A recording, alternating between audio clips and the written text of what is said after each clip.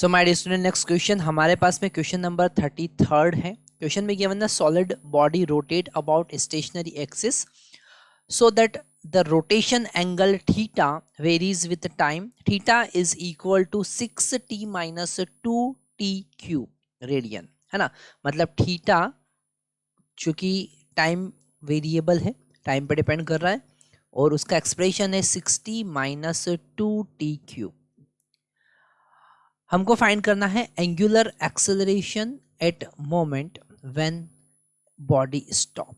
ठीक है, तो यहाँ पर ये जो थीटा है, जैसे जैसे टाइम आगे बढ़ेगा तो थीटा भी यहाँ पर वेरिएबल है।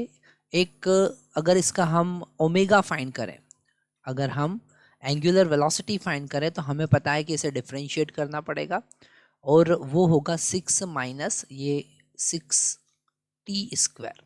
ओके, अब ये जो ओमेगा है ये भी वेरिएबल है, टाइम पर डिपेंड कर रहा है, और यहाँ से हम वो टाइम फाइंड कर सकते हैं जब ये स्टॉप हो जाएगा।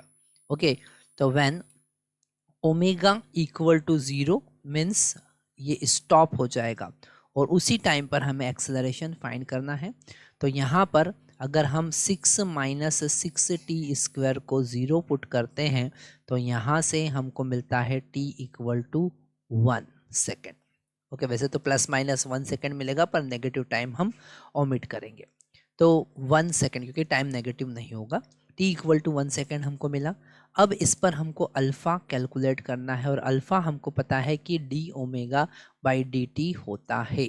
मतलब हमें इसको फिर से डिफरेंशिएट करना पड़ेगा, तो 6 का differentiation 0 minus it will become 12t, और t का वैल्यू यहाँ पर कितना है 1, तो अल्फ़ा का वैल्यू हो जाएगा -12। यूनिट हमको पता है रेडियन पर सेकेंड स्क्वायर होगा। तो ये हमारा ए पार्ट यहाँ पर सॉल्व हुआ। बी पार्ट पर हम जाते हैं। Average value of angular velocity and angular acceleration over the time interval t equal to 0 to complete stop. मतलब कि t इक्वल टू 0 से t इक्वल टू 1 सेकेंड के बीच में, ठीक है, हमको एवरेज वेलोसिटी और एवरेज एक्सेलरेशन फाइंड करना है। एवरेज, अगर हम वेलोसिटी की बात करें, मतलब एंगुलर वेलोसिटी एवरेज की बात करें, तो हम लिखेंगे टोटल डिस्प्लेसमेंट डिवाइडेड पर टोटल टाइम इंटरवल। ओके, मतलब कि थीटा 1 पे माइनस थीटा 0 पर डिवाइडेड बाय टाइम इंटरवल हुआ 1 माइनस 0।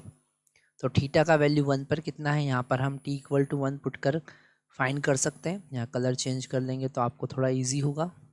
तो यहाँ पर t इक्वल टू 1 पर थीटा का वैल्यू है 6 minus 2, that is equal to 4 radian, और t इक्वल टू 0 पर थीटा का वैल्यू डेफिनेटली 0 होगा। तो यहाँ पर 4 डिवाइडेड बाय 1, मतलब ओमेगा एवरेज जो आया वो होगा 4 radian per second. Okay, same as it is अगर हमको अल्फ़ा एवरेज फाइंड करना है, ठीक है, तो हम यहाँ पर लिखेंगे total change in velocity divided by total time interval. मतलब ओमेगा 1 पर माइनस ओमेगा 0 पर divided by time interval 1 minus 0।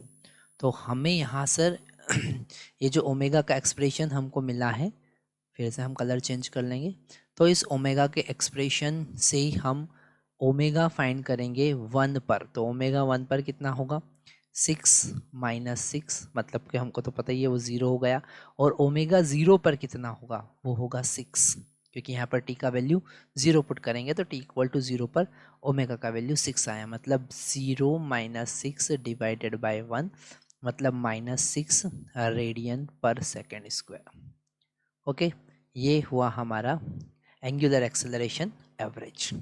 तो हमने यहाँ पर समझा कि जब हमको एवरेज एक्सेलरेशन या एवरेज वेलोसिटी निकालना है तो हम डिफरेंट कॉन्सेप्ट यूज़ करते हैं, और इंस्टेंटेनियस वैल्यू निकालना है तो हम डिफरेंशिएशन का कॉन्सेप्ट यूज़ करते हैं।